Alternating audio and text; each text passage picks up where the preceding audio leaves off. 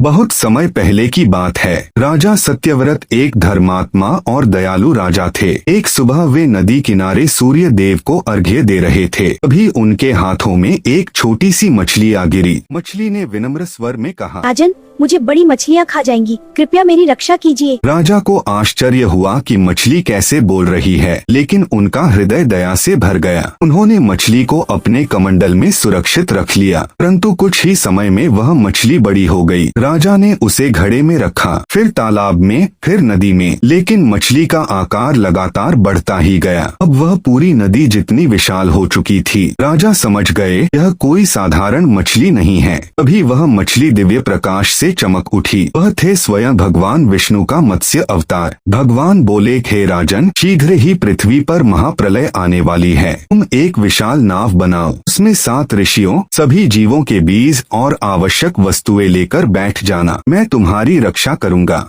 कुछ समय बाद भयंकर प्रलय आरंभ हुआ। आकाश में काले बादल छा गए, धरती जल में डूब गई, चारों ओर केवल पानी ही पानी था। राजा सत्यव्रत, 7 ऋषि और जीवन के बीज उस नाव में सवार थे। तभी भगवान मत्स्य विशाल रूप में प्रकट हुए। नाव को वासुकी नाग की सहायता से उनके सींग से बांध दिया गया। भगवान उस नाव को सुरक्षित मार्ग दिखाते हुए प्रलय के सागर में आगे बढ़ाते रहे। उसी समय एक दैत्य वेदों को चुराकर समुद्र में छिप गया था। भगवान मत्स्य ने समुद्र की गहराई में जाकर उस दैत्य का वध किया और वेदों को वापस लाकर ज्ञान की रक्षा की। जब प्रलय समाप्त हुआ, सूर्य की पहली किरण के साथ नई सृष्टि की शुरुआत हुई। भगवान विष्णु ने राजा सत्यव्रत को आशीर्वाद दिया। वही आगे चलकर मनु कहलाए और उनसे मानव जाति का पुनर्जन्म हुआ।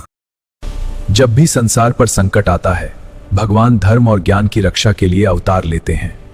जय श्री विष्णु।